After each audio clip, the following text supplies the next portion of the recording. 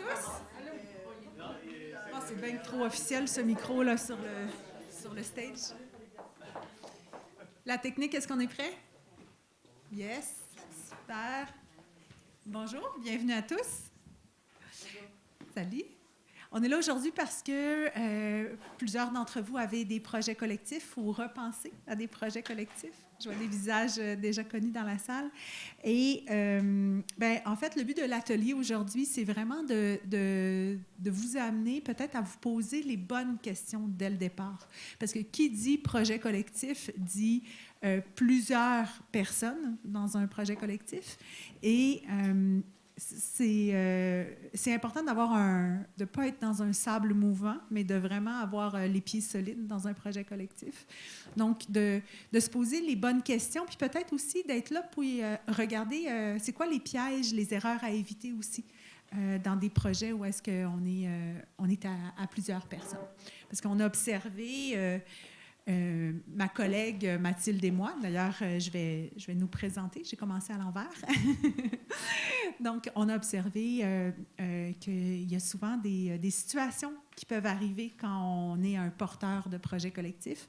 Puis, donc, on voudrait vous permettre, à vous dans la salle, de peut-être éviter ces petits pièges-là. Donc, je suis Marie-France du réseau de la coopération du travail, la Fédération des coopératives de travailleurs, ma collègue Mathilde. Donc, on vous souhaite un bon atelier. On va être là pour un petit 45 minutes ensemble, puis tout de suite après, c'est le lunch. Bonjour tout le monde. Juste pour vous faire une mise en contexte de l'atelier. On a notre collègue Olivier qui s'occupe entre autres de projets de recherche chez nous, puis qui a fait une étude en partenariat avec d'autres acteurs, mais sur les coopératives de solidarité. Et c'est ça, quand on pense à notre projet collectif, c'est de la forme juridique, ça ne vient pas forcément dans nos réflexions. On se dit... on a une coop de solidarité, coop de travail, OBNL, coop de consommateurs, coop de producteurs. Puis, c'est un choix qui peut se faire assez rapidement selon certains contextes. Mais là, ce qu'on a vu dans l'étude, ce qui a été étudié, c'est que, notamment dans les coopératives de solidarité, on peut avoir 22 configurations différentes de types de membres, de nombre de parties prenantes, etc. Donc, en fait, ça peut être très vite complexe, en fait, et c'est à bien penser. Et c'est le cœur de l'atelier, on veut s'interroger sur qui est au cœur du projet, quelle est la mission du projet, puis est-ce qu'on a les bonnes parties prenantes dans notre projet, et est-ce que ces parties prenantes, elles sont impliquées au début, mais est-ce qu'elles ont une vision à plus long terme? Est-ce qu'on va maintenir une cohérence, une vision partagée dans notre projet avec les parties impliquées? Donc c'est toutes ces réflexions-là qu'on veut avoir pour justement bien la penser dès le départ, puis faire le meilleur choix possible. On n'est pas là pour dire qu'il y a un choix qui est meilleur qu'un autre, ça on le dit tout de suite, mais la réflexion, elle est importante en fait. C'est vraiment un choix à bien penser parce qu'on le voit concrètement, nous, dans notre activité, que si c'est un choix qui est mal pensé au début, ça peut avoir des conséquences sur la gouvernance, ça peut avoir des conséquences sur les dynamiques entre les parties prenantes, ça peut générer des tensions, des conflits. Donc, c'est toutes ces questions-là qu'on veut se poser. Je ne sais pas si tu as quelque chose à rajouter sur la mise en contexte, mais moi, c'était à peu près ça. Je pense que... Voilà, on veut se poser ces questions-là, puis on veut aller tout de suite dans le concret. Donc, Marie-France va vous expliquer l'atelier. Donc, comment ça va se dérouler aujourd'hui? C'est qu'on ne voulait pas juste vous présenter du contenu théorique, mais vraiment partir d'un exemple d'un projet qui, selon, j'ai regardé un peu les thématiques du sommet, va probablement rejoindre, vous allez probablement vous reconnaître dans ce qu'on va faire. Donc, on va partir quand même d'une mise en situation que ma collègue va vous distribuer, ou a déjà distribué. Et à partir de là, on va essayer de voir les grandes lignes là, de l'atelier. Ça va être comme... Qui dit projet collectif dit, on le dit depuis tout à l'heure, multi-parties prenantes. C'est du jargon. Dans le fond, ce que ça veut dire, c'est il y a vous qui avez eu l'idée, puis il y a bien d'autres personnes qui peuvent trouver que votre projet, il est bien beau, il est bien le fun, mais dans le fond, c'est qui ces gens-là? Je vous inviterai à ne pas lire la mise en situation. On va en faire la lecture. On va en faire la lecture pour tout le monde. Et dans le fond, ce qu'on va faire, c'est qui sont les gens qui sont intéressés au projet, quelles sont leurs motivations, parce que les motivations ne sont pas les mêmes pour chacun, et ensuite, quelle est l'implication de chacune de ces parties prenantes-là. Parce que l'implication, c'est là que vous allez vous retrouver, vous qui avez peut-être une idée de projet, regardez, vous êtes là aujourd'hui, est-ce que tous les gens qui trouvent que votre projet est cool sont là avec vous, ils sont prêts à mettre 40 heures par semaine, par exemple, dans le projet? Ben nous, on l'a vu, tu sais, des projets collectifs où est-ce que finalement, il y a une personne qui le porte et tout. Donc, on veut éviter ça.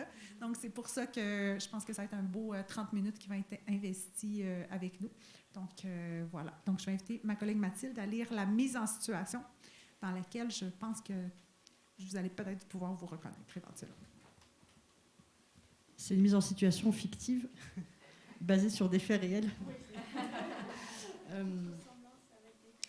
Toute ressemblance est fortuite, etc. Donc, je vais vous la lire, mais je vous invite, on vous donne une petite copie parce qu'effectivement, pour l'exercice, ça vous permettra d'y revenir assez facilement. Alors, nous sommes 3 amis d'enfance qui habitons Sainte-Francine, nom de village inventé. 2 d'entre nous ont quitté le village il y a quelques années pour travailler en restauration à Montréal, mais nous venons de revenir nous installer dans la région. La 3e personne est restée au village et travaillait dans un restaurant qui vient de fermer. Et nous avons à cœur de redynamiser notre lieu de vie, d'en faire un lieu où nos enfants auront envie de rester. En tant que nouveaux parents, nous vivons un peu d'isolement à la maison. C'est donc important pour nous d'avoir un lieu de rassemblement pour la communauté. Aussi, nous désirons pouvoir concilier vie professionnelle et vie personnelle, travailler dans un lieu inspirant qui correspond à nos nouvelles aspirations, une restauration plus humaine et locale. Un ancien théâtre construit en 1952, un bâtiment patrimonial au cœur du village, est inexploité depuis plusieurs années. C'est le point de départ idéal de notre projet, faire un café-bistrot qui peut accueillir des événements, un marché local, un lieu de réunion pour, entre autres, les jeunes parents. Nous avons commencé à en parler autour de nous et plusieurs personnes trouvent le projet génial. Nous avons l'appui de notre MRC qui serait prête à financer un projet qui sert la communauté et nous recherchons actuellement quelle forme juridique serait la plus appropriée. Voilà pour la mise en situation. Donc, j'espère que les gens qui nous écoutent à la maison, donc, il n'y avait pas la mise en situation sous les yeux, vous avez été bien attentifs. Ce qui est important de dire, on l'a dit tout à l'heure, oui, on est le réseau de la coopération du travail, donc oui, on prêche pour notre paroisse, on pense que le modèle de la coopération pourrait être plus connu. Par contre, ce qui est super important aujourd'hui, c'est on a parlé d'un atelier interactif, c'est selon les informations que vous allez nous dire. Oui, on part d'une mise en situation, mais c'est vous qui allez faire en sorte que l'organisation va peut-être être une coopérative, peut-être un OBNL, peut-être une autre forme. Donc, c'est là que ça va devenir intéressant, puis que vous allez voir qu'il y a des réflexions à se faire dès le départ. Donc, je pense qu'on pourrait commencer tout simplement, on l'a dit tout à l'heure, projet collectif, ça veut dire collectif, ça veut dire plus qu'une personne.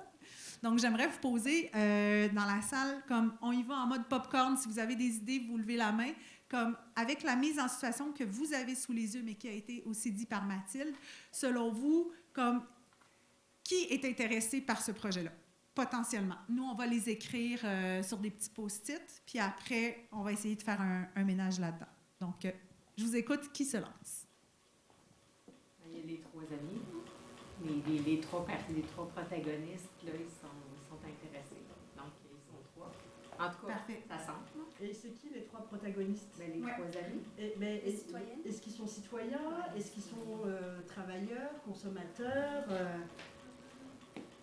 Donc, la question pour les gens, parce qu'on a juste un micro, donc, ce qu'on dit, c'est que les 3 protagonistes, donc, est-ce que ces protagonistes-là, qui sont-ils par rapport au projet?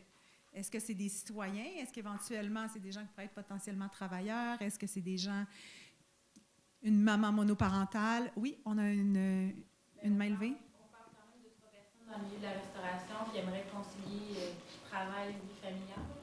OK. Parfait. Donc si on marque sur le post-it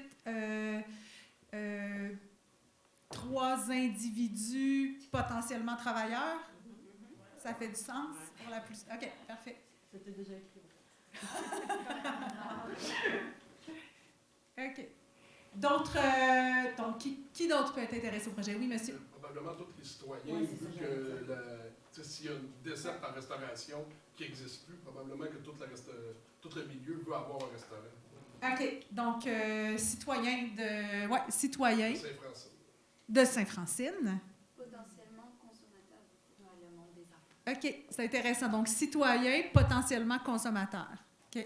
Vous allez voir, on va y revenir après au rôle dans les gens. Parce que ce qu'on dit pas, c'est que là, on sort, donc qui peut être intéressé. Puis vraiment, comme toutes les réponses sont bonnes, il n'y a pas de bonnes et mauvaises réponses. C'est un projet super cool, là, à Saint-Francine, tout le monde tripe sur le projet. Donc, qui peut être là. Puis après, on va faire le travail de peut-être plus les catégoriser. Donc, oui.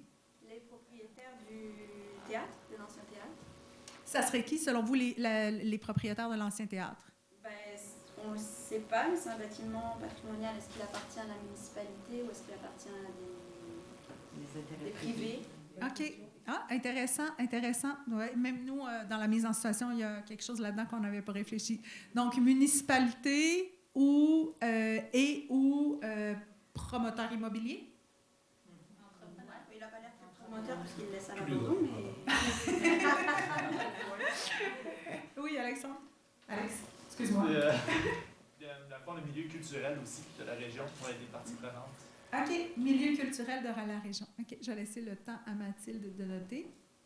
Donc, on a dit municipalité.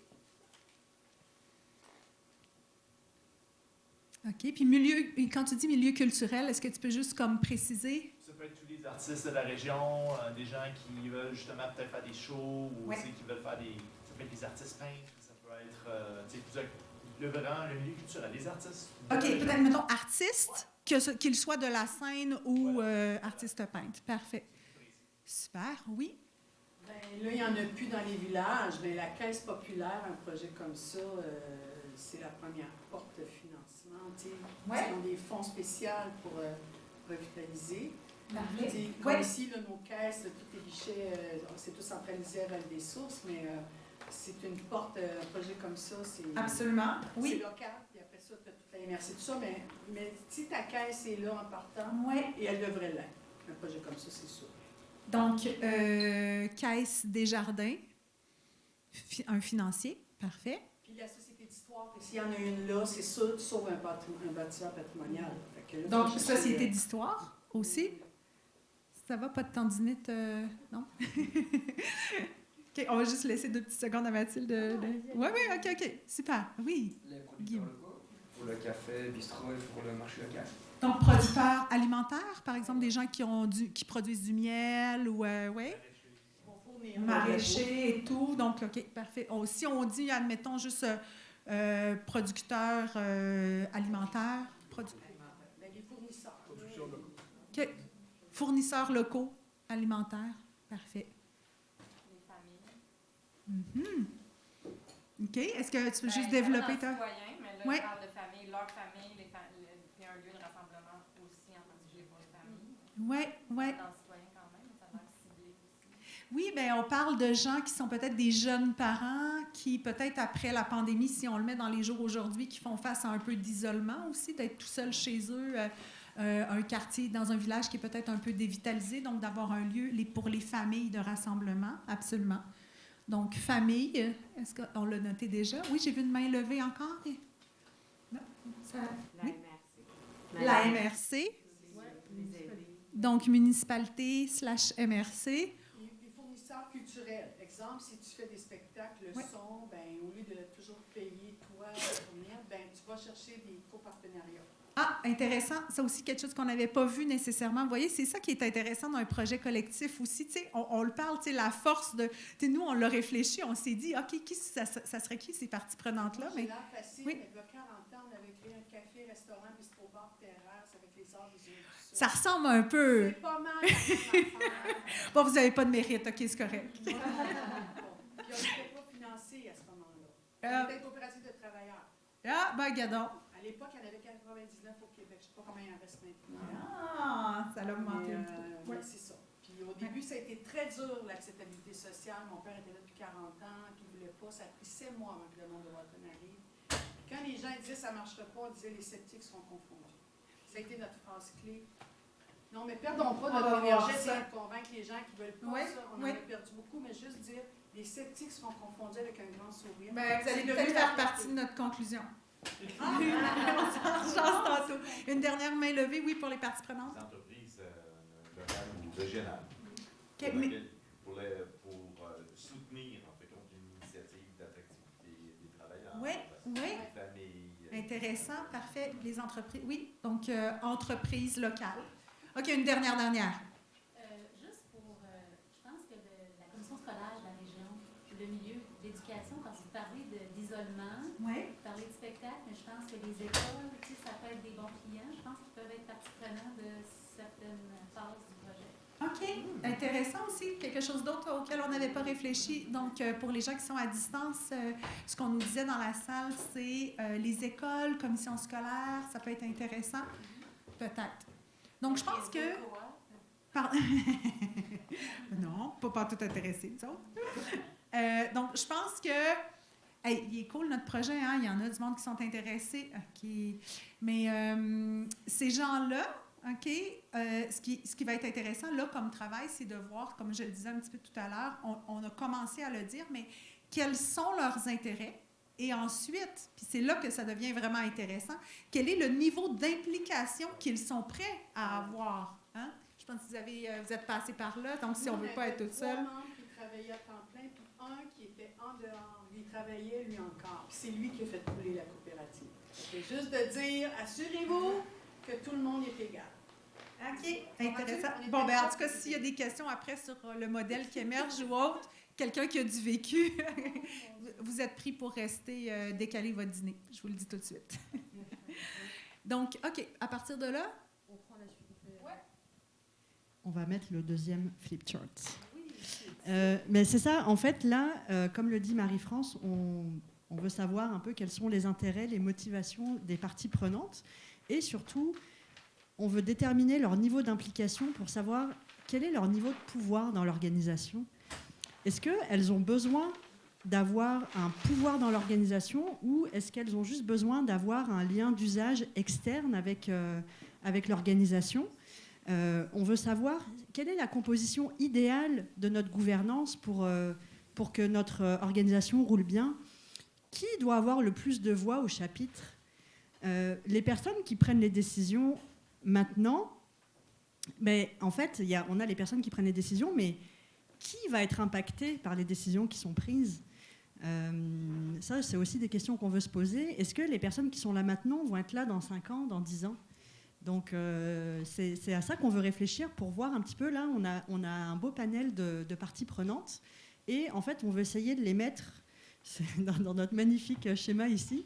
Mais en gros, est-ce que ces parties prenantes-là, elles ont besoin d'être dans l'organisation, donc d'être dans la gouvernance, d'avoir un pouvoir, de participer aux décisions, ou est-ce qu'elles peuvent être simplement en dehors de l'organisation, ce qui ne veut pas dire qu'elles n'auront aucun lien avec l'organisation, mais qu'elles peuvent avoir un rôle un petit peu externe, elles peuvent être simplement consultées, elles peuvent avoir un lien d'affaires ou de consommation sans être impliquées dans l'organisation. Donc c'est un petit peu ça qu'on veut essayer de déterminer.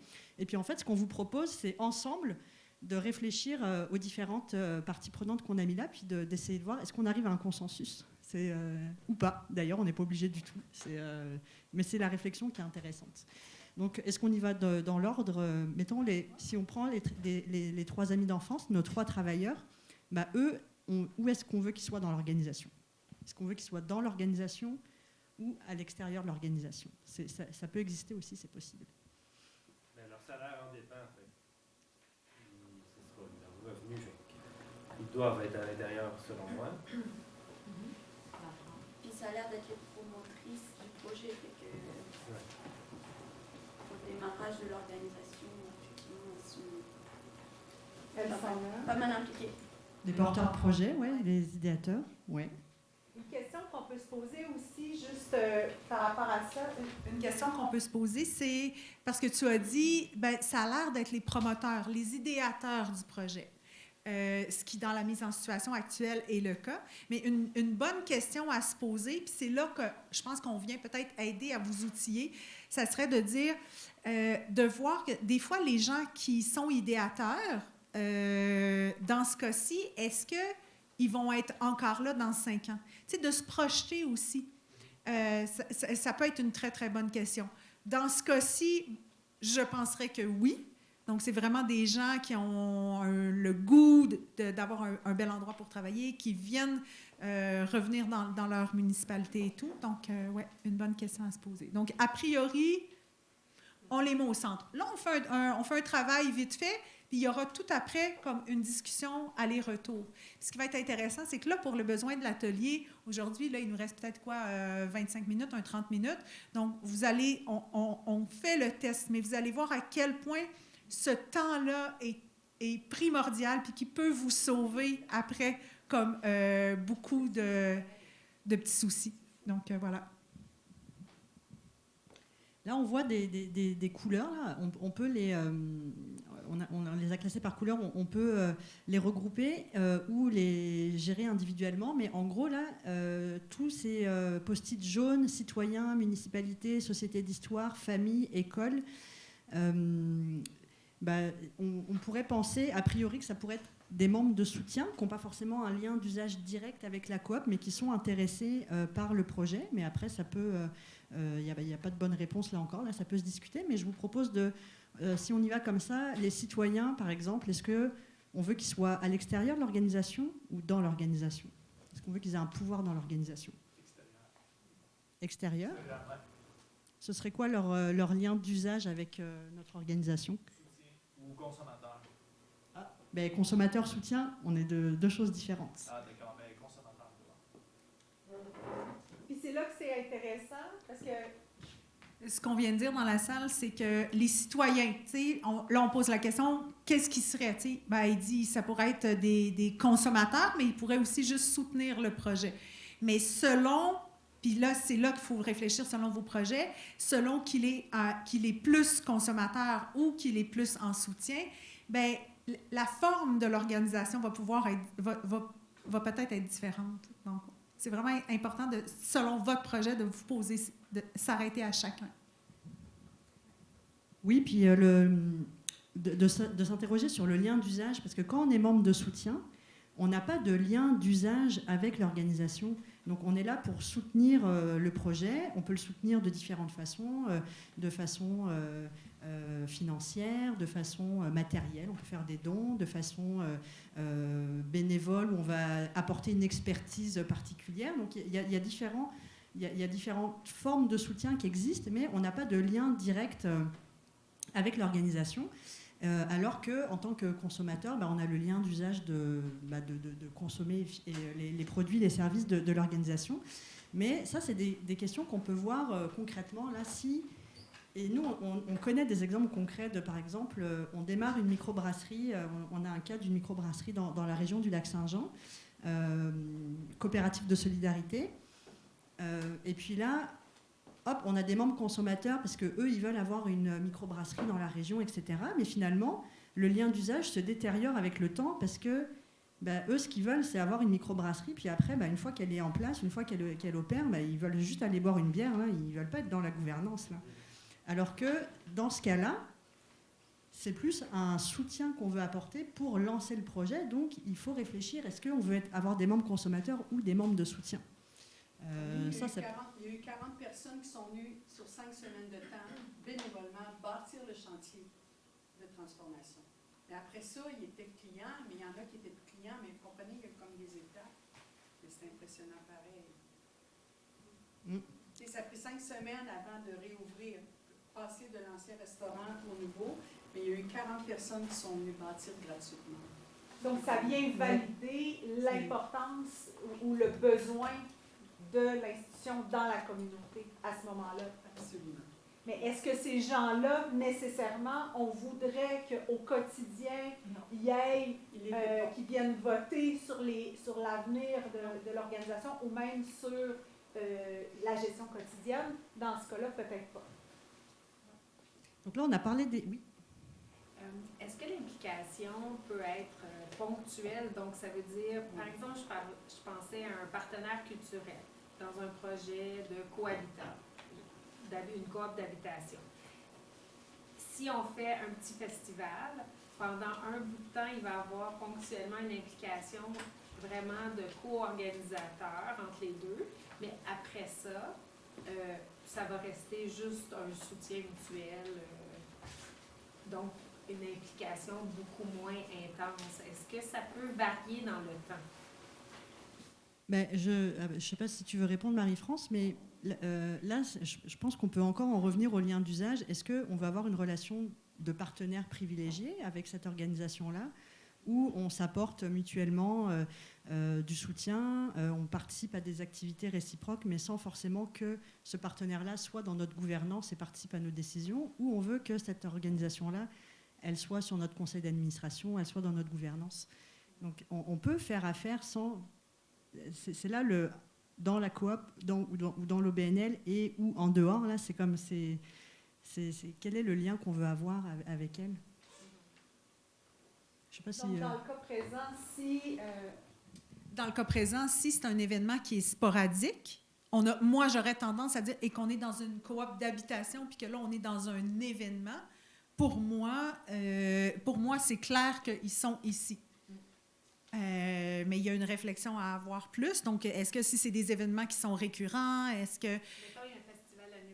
Oui, un festival annuel. Bien, les questions qui pourraient être à se poser, parce que c'est ça aussi l'objectif de la discussion aujourd'hui, c'est quoi les bonnes questions à se poser. Puis c'est intéressant d'avoir des exemples concrets qui viennent de vous. On veut aussi qu'il y ait cette discussion-là. La question, en fait, c'est que quelle est la mission de la coopérative d'habitation? Donc là, le lien d'usage, c'est de donner un toit possiblement plus abordable, peut-être que les gens aient un pouvoir dans l'organisation.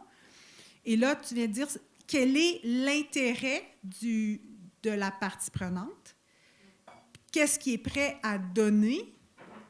Est-ce qu'on veut que quelqu'un qui est en gestion d'événements vienne dire que, par exemple, des questions concrètes quand on est dans une coopérative d'habitation, quel est le fonds de prévoyance à avoir pour le toit qu'on va avoir à réparer?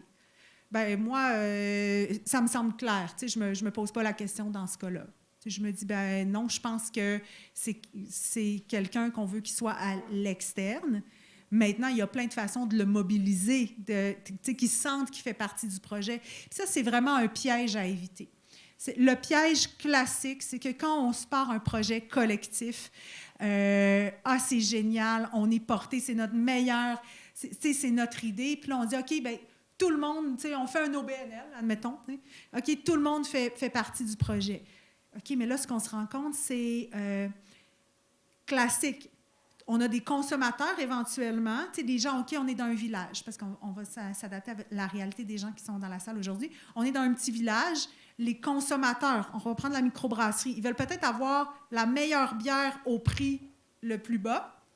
Mais les travailleurs, eux autres, ce qu'ils veulent, c'est avoir les meilleures conditions de travail, avoir un lieu intéressant, être capable de peut-être être dans la création de différentes bières pour dire, pour leur sentiment d'avoir du sens dans leur travail. Et là, voyez-vous comment est-ce qu'on a deux intérêts complètement divergents et comment on arrive à faire en sorte que les intérêts de chacun soient répondus. Ça peut être intéressant, on le dit souvent, que l'entreprise du futur va être une entreprise multi-parties prenantes. Mais ce qu'il faut être conscient, c'est que ça implique toutes sortes de défis. Donc, on peut avoir une entreprise multi-parties prenantes, mais peut-être de s'assurer, et c'est là que ça devient intéressant, on va le continuer ensemble, le travail, mais c'est de dire, mais le pouvoir des décisions. Donc, qui est représenté au CA ou, là, je ne veux pas vous perdre, mais à l'Assemblée générale annuelle. Donc, c'est là que ça devient vraiment des questions à se poser. Parce que si, par exemple, le projet il est juste pour les consommateurs, bien, peut-être qu'ils ne vont pas vouloir avoir des bières à 12 piastres. Je dis n'importe quoi, mais voilà. Puis là, justement, là, je rebondis. Si on continue avec nos consommateurs, là, on ne les avait pas encore placés dans ou en dehors de l'organisation. Mais et justement, l'étude de notre collègue Olivier là, le montre, c'est que les consommateurs, dans les structures, les coops de solidarité où ils sont membres, ils sont évidemment les plus nombreux. Mais pourtant, quand il y a des décisions qui sont prises, qui va être impacté le plus? C'est probablement les travailleurs qui vont être impactés le plus parce que ça va impacter leurs conditions de salaire, leurs conditions de travail, des horaires d'ouverture, etc. Donc c'est là aussi où il faut se poser la bonne question. C'est comme les consommateurs, est-ce qu'on veut qu'ils soient dans notre gouvernance ou est-ce qu'on veut qu'ils aient simplement une carte de fidélité, qu'ils puissent consommer un café à bon prix, etc. Là, donc là, on vous pose la question. Nos consommateurs, où est-ce qu'on veut qu'ils soient dans notre organisation? Quel lien on veut avoir avec eux? C'est quand même culturel, fait qu'il y a l'aspect quand même de programmation culturelle qui doit ressembler au public qui va assister. Fait que dans ce sens-là, c'est pas simplement des consommateurs qui vont venir acheter un café, etc. Il y a quand même une implication, une espèce de ressemblance à avoir, je trouve, dans ce sens-là. Peut-être c'est pertinent qu'ils aient un certain pouvoir de décision. C'est pertinent, c'est très, très intéressant, effectivement, parce que là, dans la mise en situation, on sait qu'on a des personnes issues du milieu de la restauration, mais pas forcément du milieu culturel, donc peut-être qu'on a besoin d'aller chercher cette expertise-là, effectivement. Définitivement. J'ai eu une expérience où quelqu'un de super dynamique arrive dans un milieu, fait un petit bistrot, mange cru végétalien, mais c'était pas nécessairement dans la culture du village. Donc, il y a eu une petite portion de touristes qui ont vraiment fait vivre le café, mais ça a duré un été. Mais c'était pas une mauvaise idée, mais ça répondait pas aux besoins exact. du milieu. Donc, si j'ai comme oui, puis les consommateurs. Mais de là, je nous pose la question, parce que dans le fond, ce que vous dites, c'est qu'il faut prendre le pouls des consommateurs pour s'assurer que notre organisme, notre entreprise, a vive. Parce que si on fait des shows de danse, mais que les gens en ont rien à foutre, eux autres, ce qu'ils font triper, c'est des expos de peinture. Si c'est de la bouffe végane, mais on est en plein milieu de l'Alberta, dans l'élevage, non, mais on prend des extraits, on s'amuse, mais peut-être qu'on est déconnecté. Mais à ce moment-là, moi, je nous pose la question, une entreprise privée va mourir aussi si elle ne répond pas aux besoins. Mais nous, on a fait le meilleur. Il faut faire attention, il ne faut pas. En tout cas, à mon idée, c'est pas parce que tu mets les citoyens en dehors que tu ne fais pas d'études de marché. Non, c'est deux choses complètement différentes. Et que tu ne peux pas les consulter. Parce qu'on peut les consulter. On peut dire une fois petit. On peut les mettre à part et avoir. Chaque personne qui vient sur le CA est un citoyen. À base. Oui, on peut faire des études de marché, des focus group, on peut faire des sondages, des appréciations de. Donc, on est plus ici. On peut mettre un représentant aussi sur le CA. Oui, absolument, c'est ça que j'allais dire. Tu peux avoir une personne qui représente ta communauté. Nous, on avait gardé la poutine à mon père, les gros vendeurs, puis on a rajouté progressivement des trucs innovateurs. Mais on avait vraiment ce qui était le gros vendeur à mon père. Donc, on est allé chercher notre monde de village, puis on accueillait nos touristes aussi en même temps, et tout le monde était heureux et content. T'sais. On avait, pour la boisson, des trucs très, très abordables, parce qu'il y avait beaucoup de monde, qui n'avait pas beaucoup de moyens. On avait le goût que ce soit un lieu qui vienne célébrer les choses aussi, mais avec genre la mort subite, bière aux framboises à 4,25 pour 2 personnes. Tu es capable de venir célébrer des fiançailles avec ça. Mais tu avais aussi le bichot des notables. Si on avait des riches qui passaient par hasard, on avait toujours 3 bouteilles dans notre chose pour prévoir. Fait qu'on avait vraiment, nous, vraiment du plus petit au plus riche, comme on dit. Puis ça circulait beaucoup. On a réalisé que ça circule beaucoup dans notre région. Ici, on a 3 routes provinciales quand même. Fait que donc, pour répondre aux besoins de tous. Alors, c'est ça. On est un autre main nommée. On a deux mains levées, oui. Oui. 1 et 2. Allez-y. En fait, moi, je pense que va tout dépendre de la motivation, de la vision du développement des 3 entreprises.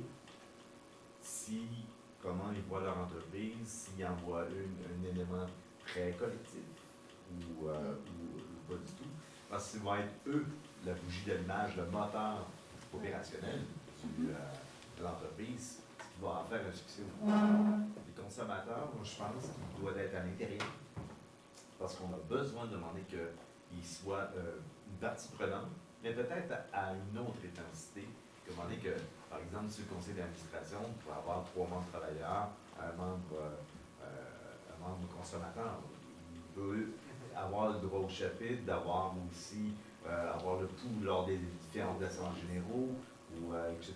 Il y a là, et aussi créer un sentiment d'appartenance de ces consommateurs-là à l'entreprise. Donc là, M. amène toute une autre distinction. Tu ajouter là-dessus? Moi, j'aimerais entendre l'autre question, puis après, on va... Ben, c'était pas une question, c'était juste comme une idée sujet pour apporter de la discussion. Mais le piège que je peux voir en mettant le consommateur à l'intérieur, c'est que, admettons qu'on a dans une OBNL un membre du CA et c'est un citoyen qui est représenté à l'intérieur du CA. Il ne faudrait pas tomber dans le piège et dire que c'est cette personne-là, ce citoyen-là, sa voix, sans avoir consulté, correspond. Ben oui, c'est ça. Comprenez-vous? Donc, il faut avoir vraiment des mécanismes, il faut avoir un plan de consultation de nos citoyens. Puis je suis encore ambiguë, là, tu sais, j'écoute toutes les idées, puis je suis pas certaine si je le mets à l'intérieur vraiment ou je le mets à l'extérieur. Je suis comme assise à la clôture. Ouais. Je sais pas. Là, d'où l'importance de toute la réflexion qu'on a. C'est parce que effectivement, là, c'est complexe. Il n'y a pas une bonne ou une mauvaise réponse, mais peut-être qu'on peut le mettre entre deux pour le moment. Là, on n'est pas sûr. On s'entend-tu? On n'est pas sûr. On n'est pas sûr. OK. Mais de là, on voit en fait toutes les questions à se poser. Puis monsieur amène une nuance supplémentaire, c'est de dire oui, il y a une possibilité qu'on a d'avoir différentes parties prenantes, mais de venir, parce que Mathilde le disait tout à l'heure, si tu es une microbrasserie, tu vas avoir peut-être 300 membres consommateurs, puis peut-être 5 travailleurs.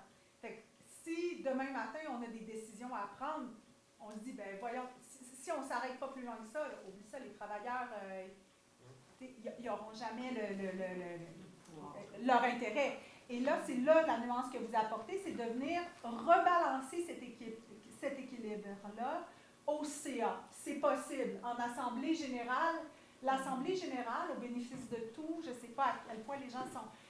C'est là où est-ce que tu décides, une fois par année, les grandes avenues stratégiques de ton organisation. Le CA, ça va être plus les décisions de gestion au quotidien, qu'est-ce qu'on met au menu, bon, etc. Donc, c'est de là aussi l'importance de ce qu'on appelle la gouvernance, d'être capable de bien réfléchir à ça. Et en tant que porteur de projet collectif, c'est tout aussi, en tant que vous êtes des citoyens, c'est tellement beau aussi on appelle ça l'encapacitation, il faut se former un petit peu à ça, on n'est pas endormi au gaz, il faut se poser des questions puis dire, OK, qu'est-ce qui est le plus intéressant et tout. Donc oui, il y a toutes sortes de mécanismes. Là, aujourd'hui, on ne peut pas rentrer dans le détail, mais pour revenir rééquilibrer les pouvoirs. Mais là, ce qu'on va vouloir voir aujourd'hui, c'est juste de dire aussi comment les gens qui sont le plus intéressés par le projet, ou est-ce que le lien d'usage ou pas, selon la forme juridique aussi, est le plus fort, puis comment s'assurer que ces gens-là ne perdent pas aussi, qu'on ne soit pas toutes perdues dans quelque chose. C'est quoi le mot que vous venez de dire en capacitation? Oui, l'encapacitation, c'est juste de rendre des individus capables, autonomes de faire les choses par eux-mêmes. Encapacitation. Oui, c'est la traduction d'empower. Oui. Il y a encapacitation, puis il y a... Empouvoirment. Empouvoirment, que moi je préfère encore. L'empowerment, empouvoirment. Mais je voudrais illustrer avec un exemple concret un petit peu de l'impact aussi des décisions, puis qui a le pouvoir. Mettons, on a nos consommateurs ici. Là, on pourrait être dans une forme de coopérative de solidarité. On a nos membres consommateurs, nos membres travailleurs. À la fin de l'année, il ne veut pas y aller. À la fin de l'année, on a eu une super belle année, on a des beaux excédents. Donc là, on va décider qu'est-ce qu'on fait de ces excédents-là.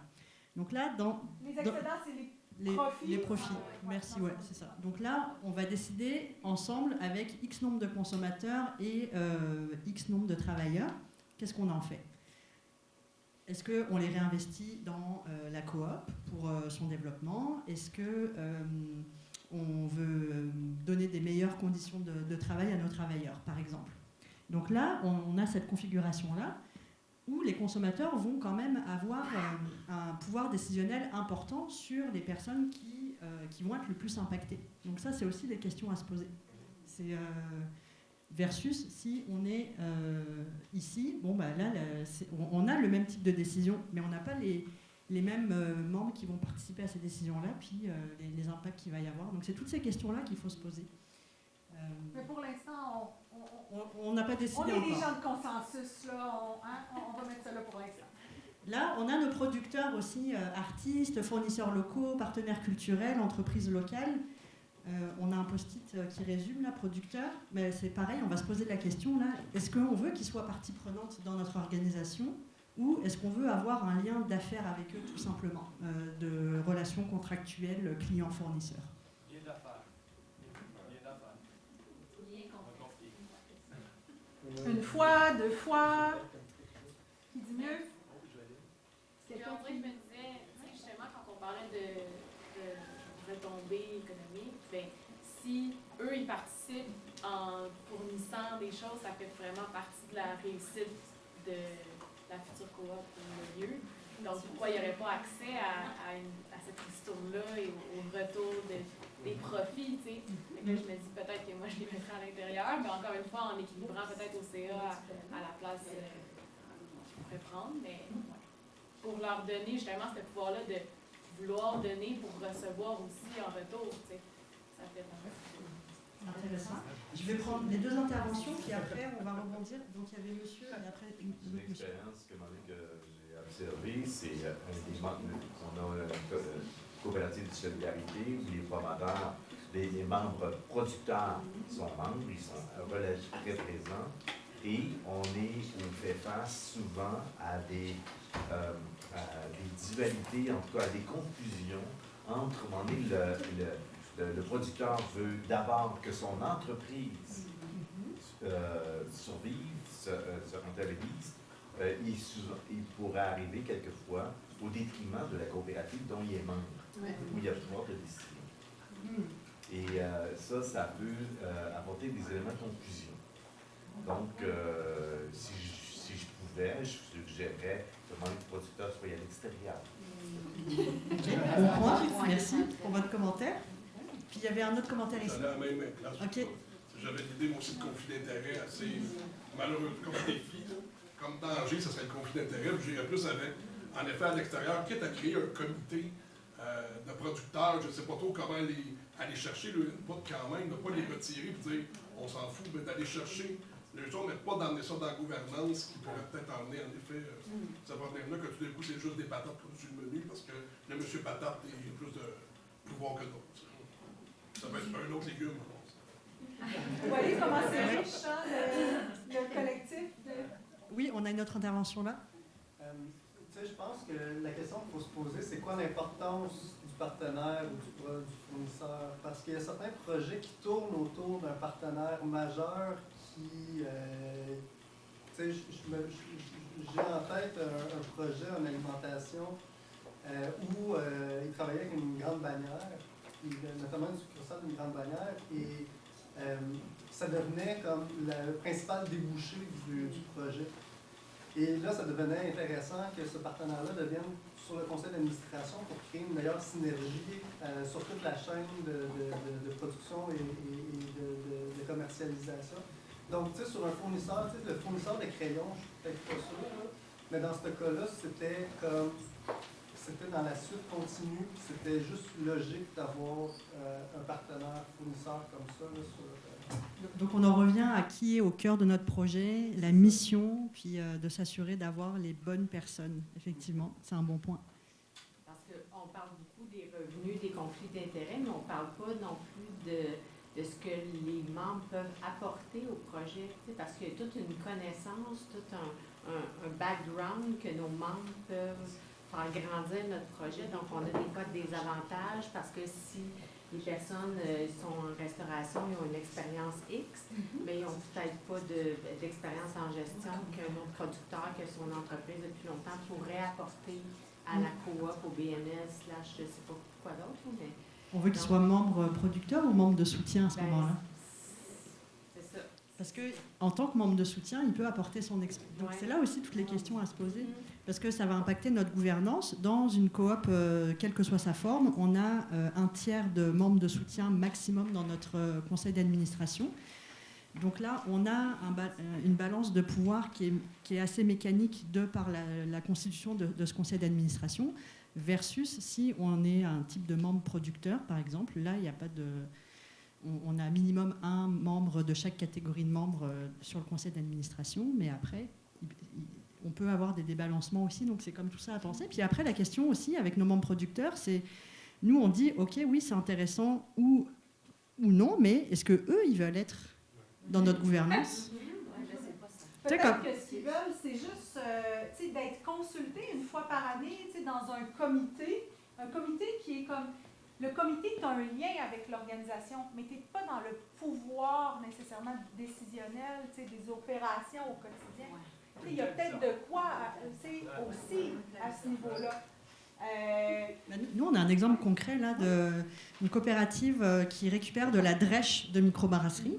Puis en fait, eux, quand ils ont démarré leur projet, puis qu'on les avait accompagnés, naturellement, ils disaient « Ah ben nous, on veut que les microbrasseries soient des membres producteurs de notre organisation. » Puis parce que c'est avec eux qu'on va travailler, etc. Puis, sans eux, il n'y a pas de drèche.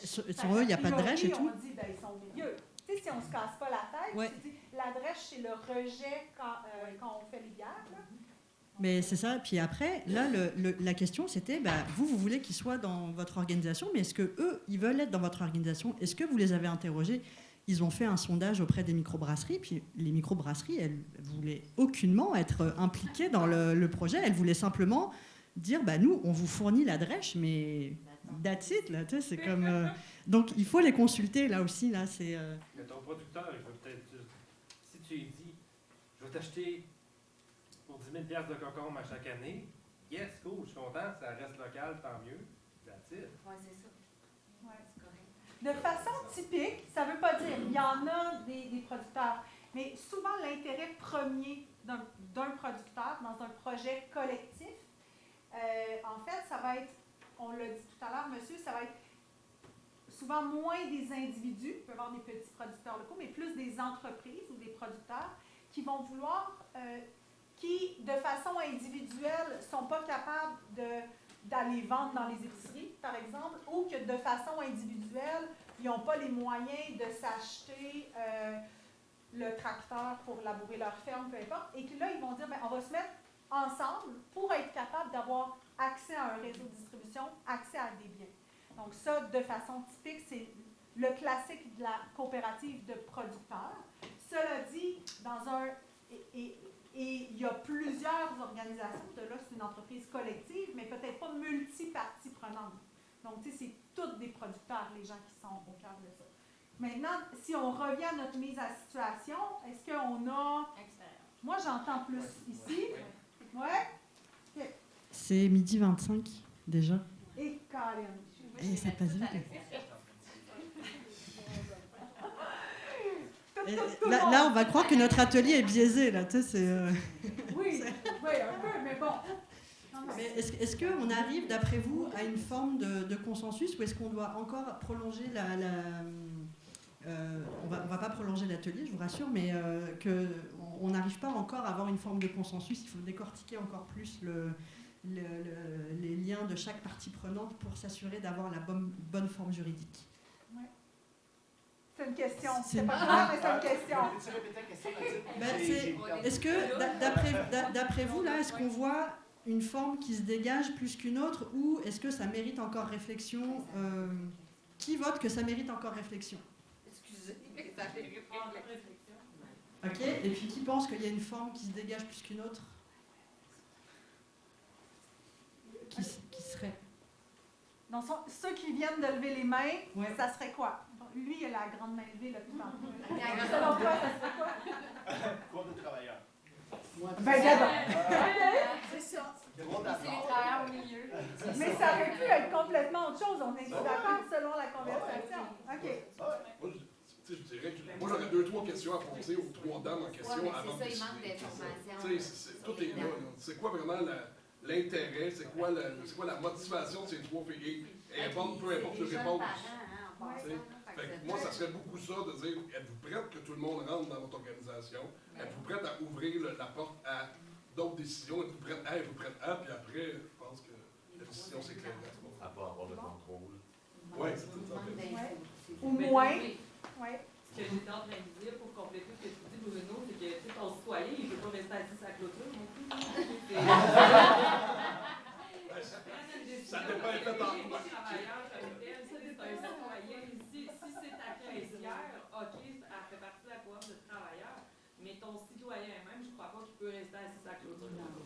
Ouais, c'est difficile, on est d'accord. Donc, on n'a pas de consensus encore. Donc, ça mériterait... On avait une intervention ici aussi. Ben moi, c'est un peu un pavé dans la mare, mais si c'est pour faire une coopérative avec 3 travailleurs, pourquoi est-ce qu'on a une entreprise privée dans ce cas-là? Ben, c'est ça. Moi, j'étais plus à Non, C'est pour ça que je ne comprends pas le... Là, on est dans la vision aussi, parce que on est dans le démarrage du projet, où on est 3, mais si ça va bien, on espère avoir un peu plus d'employés. On espère probablement qu'on est 3 maintenant, mais que dans 5 ans, dans 10 ans, on va peut-être être 10, on va peut-être être 15, peut-être. Et à ce moment-là, la formule de coop fait qu'on va ouvrir le pouvoir aux nouvelles personnes qui vont intégrer l'organisation. C'est une forme de... Mais après, ça, effectivement, mais ça fait partie des réflexions à avoir, effectivement, et puis à plus long terme, qui on veut qu'ils soient dans l'organisation. Entre autres, il y a beaucoup d'autres raisons. On pourrait avoir une belle discussion du pourquoi. Mais, ouais. Nous, on était 4, mais on les appelait les autres les amis de la coopérative. Puis là, on faisait des événements pour eux, puis il y avait comme... Mais ils ne faisaient pas partie, mais on était vraiment une coopérative de travailleurs en 4. Puis il y a 5, puis... Je vois qu'il y a encore 2 mains levées. Moi, je me disais qu'il y a quand même la question fondamentale quand même qui est à poser, qui est c'est quoi l'intérêt commun? Qu'est-ce qu'ils ont en commun comme intérêt pour qu'ils soient tous membres, etc. Est-ce qu'on a une vision partagée? Est-ce qu'on a une cohérence dans notre vision partagée? C'est un bon point, effectivement. Dernière intervention, puis après on nous libère. J'ai brassé les cartes, mais j'extrapole. Mettons qu'on a un partenaire qui logiquement serait à l'extérieur. Mais cette ferme-là de producteurs est déjà une coop. Puis de l'embarquer sur notre CA serait un avantage pour nous, nouvelle coop, qui a comme pas beaucoup d'expérience dans le milieu coopératif. Est-ce que ça se fait? Comme un lien de mentorat, puis de... C'est ça. Ouais, à quel point on peut avoir du mentorat sans que ce soit sur le CA ou ça nous... Mais c'est ça, en fait, la conclusion, c'est qu'effectivement, il n'y a pas de bonne réponse, mais c'est une réflexion à amorcer. Encore une fois, on n'a pas juste 5 formes de structures légales de projets collectifs, parce qu'à l'intérieur de ces mêmes formes, on a encore 22 combinaisons possibles de parties prenantes, de gouvernance, de liens de pouvoir. Donc c'est une complexité, il faut se poser les bonnes questions. C'était amorcer cette réflexion-là qu'on voulait faire aujourd'hui. Et pour conclure, on voulait juste vous parler d'un outil génial qui s'appelle Boussole entrepreneuriale. C'est un test de 14 questions, ça se fait en 10 minutes et ça nous aide à savoir, en fonction de nos aspirations, nos façons de faire, nos valeurs, quelle est la forme juridique la plus appropriée à notre projet. Et en fait, nous, ce qu'on suggère, c'est de la faire en groupe. Si vous avez un projet collectif, faites ce test en groupe et assurez-vous que ce soit cohérent. Boussole entrepreneuriale. Boussoleentreprenariale.com. Et puis en général, assurez-vous, c'est ça, de partager déjà au départ la même forme juridique. Si quelqu'un a comme résultat entreprise Inc. et quelqu'un d'autre a OBNL, peut-être qu'il faut reparler votre projet. Peut-être c'est quoi une fois? Si vous voulez pousser la réflexion? Ouais, si vous voulez pousser la réflexion, on fait des formations gratuites. C'est quoi une coop? Et en particulier, on aborde le volet coop de travail. La prochaine, c'est le 17 octobre. Donc les dates sont disponibles sur notre site réseau.coop. Ça fait un peu plugger, hein? Ouais. Ça fait plugger, mais il faut savoir de quoi on parle. C'est votre service. Mais parce qu'on pense vraiment que selon vos besoins, c'est quelque chose qui peut y répondre. C'est juste de donner l'adresse courriel. Non, mais Boussole entrepreneuriale, c'est un outil neutre, on le précise. Oui. Donc ça, c'est vraiment pertinent. Puis merci beaucoup pour votre participation. On espère que vous avez apprécié l'atelier. Merci vraiment pour l'interaction. Merci à vous.